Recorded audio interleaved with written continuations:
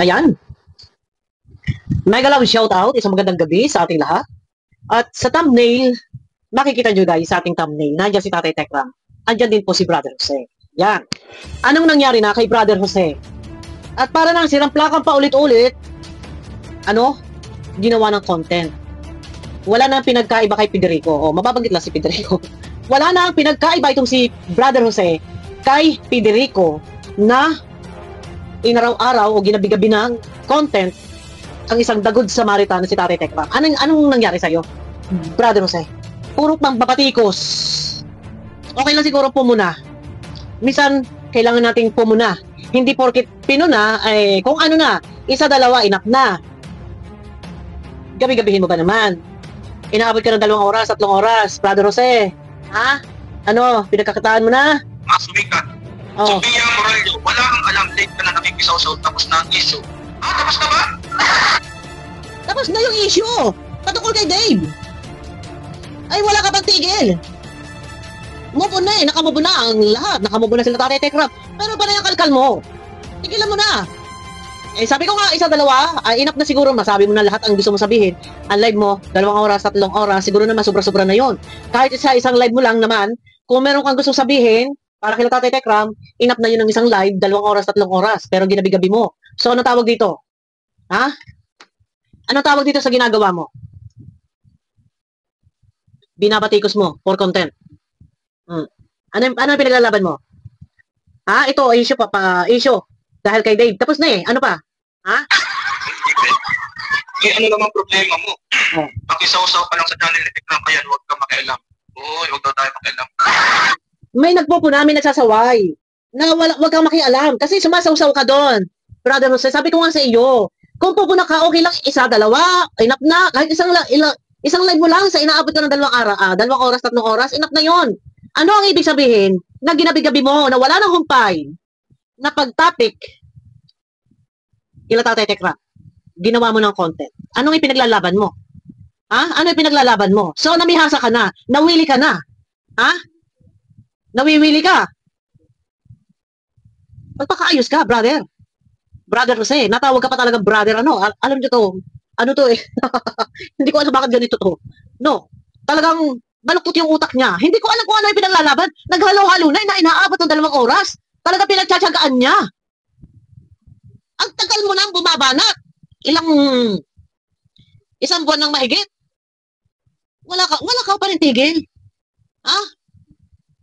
Ikaw ba'y naperwisyo? Naperwisyo ka ba nila Tatay Tekram? At wala nang humpay ang kakausig at pambabatikos mo. Naperwisyo ka ba? Sino ka ba? Sausaw. Ha? Sumausaw ka. Ano ang relasyon mo kay Dave? Ano ang relasyon mo doon sa mga baklang mga sponsor na nagwakwak? Ano relasyon mo? Bayaran ka ba nila? Tanong ko lang. Kaya wala nang tigil? Brother Jose? Baka pwede. Lubayan mo na. Kasi kung meron kang ipinaglalaban, sabi ko nga pa uli-uli, 1 topic, 2 topic, enough na yun, nasabi mo ng lahat. Pero bakit ginagawa mong asal? Nawiwili ka, so content, ginawa mo ng content, pinagkakakitaan mo na sa paraang pambabatikos sila Tatay Tekram. Hindi maganda to. Pangingialam mo yan sa programa nila Tatay Tekram. Pangingialam mo ito, Brother Jose. Kunti respeto naman. Respeto naman, Brother Jose. Kung hindi ka naman pinirwisyo at hindi ka naman relatives ni Dave, hindi ka naman kaano-ano ng mga sponsor na nagwakwak at hindi ka naman piniperwisyo nila Tatay Tekram, pasintabi. Baka pwede, tantanan mo na. Mag-focus ka na lang sa mga upload mo. Di ba, dating charity vlogger ka? Mag-focus ka doon. No? Hindi mo kailangan kusigin, kutyain, batikusin. No? Huwag na tayo makialam. Oo. Ang gawin lang doon natin, saw-saw na lang tayo. Ano tayo? May nagsasaway doon. Ang sabi, wag na makialam. Ngayon sasabihin mo, wag na raw tayo makialam. Ang gawin na lang daw makisawsaw. So wala naman sinasabi makisawsaw. Yung nag-comment. Ang sabi lang ay wag makialam. So dinuktungan ni Brother Jose na wag na raw tayong makialam. Ang gawin na lang daw natin ay makisawsaw. So dinuktungan na makisawsaw. Tapos ang sasabihin pa niya, ano tayo? Engot. Engot ka talaga. Ang tawag di yan. Ha? For content na yung ginagawa mo, pangingialam mo na, pambabatikos sa programa nila Tatay Tekram. Ingot ka talaga dito, ingot ka talaga. Ang sasabihin nung, ano tayo, ingot ka talaga. Kasi kung ikaw ay may isip, Nasabi mo na yung gusto mo sabihin, kung concern ka kay Dave, nasabi mo na lahat na gusto mo sabihin, enough na yun. Pero bakit wala kang tigil? Ikisaw na lang tayo para magkaroon ng content. Makampi tayo itikram para may content tayo. Oh, for content talaga. Yung ginagawa mo pero hindi maganda. Brother Jose, hindi maganda yung ginagawa mo na araw-arawin mo na lang. Na batikusin. Okay lang siguro na mag-content ka araw-araw kung maganda yung binibitawan mo salita. Ay pagsalungat. Tinitwist mo doon sa negative, tinitwist mo doon sa mali. Hindi maganda. Yung pag-topic mo. Ang tagal mo na bumabakbak, hanggang ngayon nandiyan ka rin. Buhay ka pa rin. So ginawa mo asa, nawiwili ka na. Aba, hindi na maganda to, hindi na tama to. Hindi na tama to. Pilosopo pa rin ito. May nagsasaway kasi guys. Natama na. Huwag ka nang makisawsaw, huwag mo nang pakialaman. Huwag ka nang makialam. Ang sabi niya, makikisawsaw lang daw for content. Aba, mag-isip-isip ka. Brother Jose. Hindi na tama. Okay lang nga, paulit-ulit natin sinasabi isa dalawa. Pero nawili ka. Nasubrahan naman yata. Dahil sila Tatay Tikram, sobrang bait. Kahit ano sabihin mo dyan, hindi ka makakarinig ng kung ano paman na maanghang na salita. Huwag ka pusuhin, Brother Jose. Tapos kung lang nag-aawain ng sinig, kahit hindi naman yung totoo, nararamdaman natin.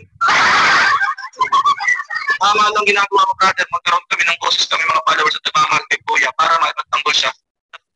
May nag-comment doon, kumbaga, ang boses nila, si Brother Jose, para yung mga nagmamahal daw kay Dave. So ito siguro ay mga against kay Tatay Tikram. So ang boses nila ay si Brother Jose. Siguro ikaw, Brother Jose, binabayaran ng sponsor. Pero kita ka sa'yo, at tagal ng panahon, 2021 pa kilala na kita. At tagal ng panahon, mula noon hanggang ngayon, baluktot pa rin ang utak mo. Salungat ka pa rin sa katotohanan. Sa totoo lang. Hindi ka pa rin nagbabago. Magbago ka.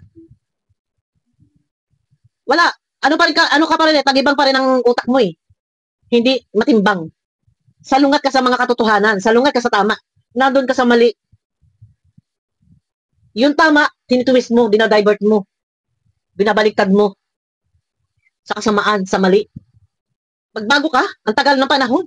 Kaya ikaw, sa totoo lang, wala kang sariling viewers.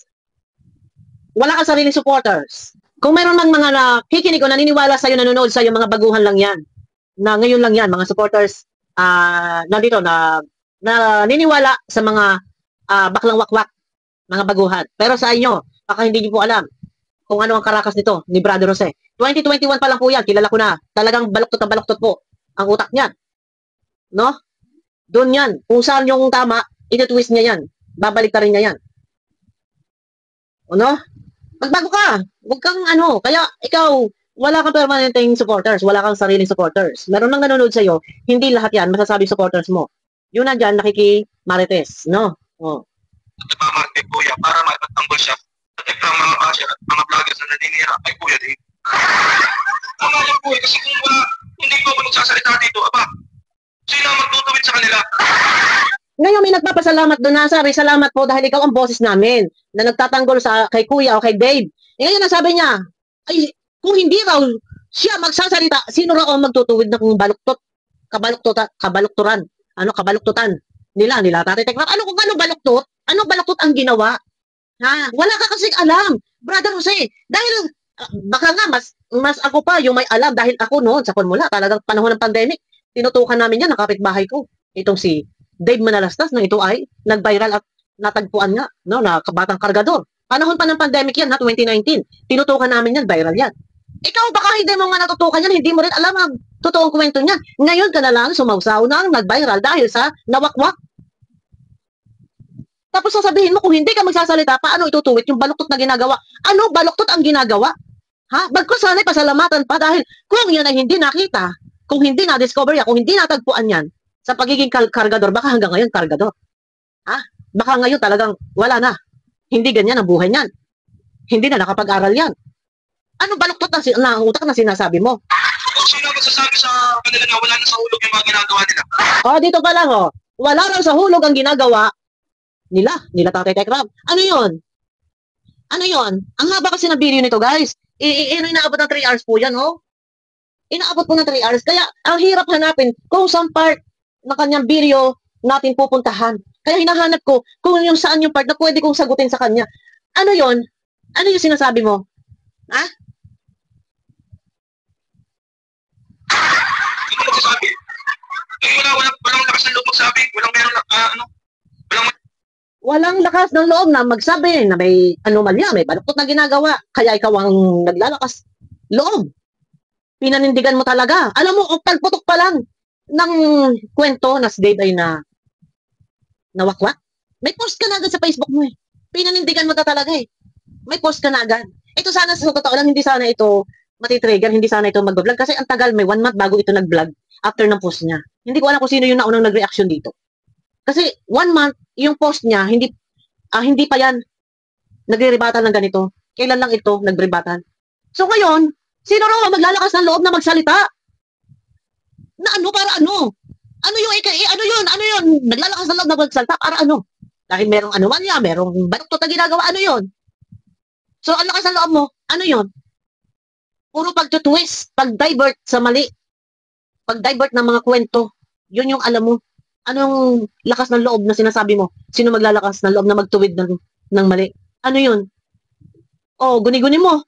Gawa-gawang kwento mo. Tahitahing kwento mo. Kasi tagibang yung utak mo. Baluktot yung utak mo. Negative yung utak mo. Na kahit tama, kahit maganda yung ginagawa, pagtulong yung ginagawa, pagmamahal yung ginagawa, pilit at pilit mo talagang iti-twist yun. Babalik ka rin yun. Ito ganyan ka naman talaga sa formula eh. Parang hindi kita kilala. Ha? Nasaan na yung video mo? Di para iyak-iyak ka pa nun? Ha? Nasaan na? Masyado ka naman eh. Sobra ito eh. Oh. may lakas ng loob na magsabi. Yung iba pang mga vlogger dyan, kinukonsente ba? Oh. Meron daw ibang vlogger na kinukonsente. Kinukonsente daw. Ito sila. Tatay Tekra. Sino yung mga nag-reaction doon? Ha? Kinukonsente raw. So, anong gusto mong gawin? Maglabas ka na sa kota, ebidensya talagang mali. Ang hirap kasi guys, napakahaba kasi ng video nito. Kung sasabayan natin to, ipi-play natin na sobra, aabutin tayo ng siyam-siyam dito. Pero hindi, bakit ikaw pinagsabihan? Bakit hindi nila pagsabihan si Wintless Man, si Mamshi, si Japina, si Alasubas, si Brenda Inanay? No, bakit siya lang ang may Inisa-isa na niya lahat ng mga reactor defender ni Tatay Tekram. karapatan magmura sa bata? Grabe, idol nila ganun. O diba? Baluktot ang utak nito guys. Sa totoo lang, tagibang ang utak nito ni Brother Jose. Gusto nila silang yun ang nararanti. Ito, alam niyo, sasabihin ko sa inyo, kung may mga nakakapanood dito, mga reactor, kung sino man, mga supporters si Tatay Tekram, alam niyo sa totoo lang, ito po, 2021, kilala ko na to eh. Mahirap lang magbigkas ng pangalan kung sino si Brother Jose. Ayokong merong mabigkas tayong pangalan dito na hindi naman dapat mabigkas. Ngayon, si Brother Jose po, matagal na po yan, na talagang ang content nito, before ay mukbang boy.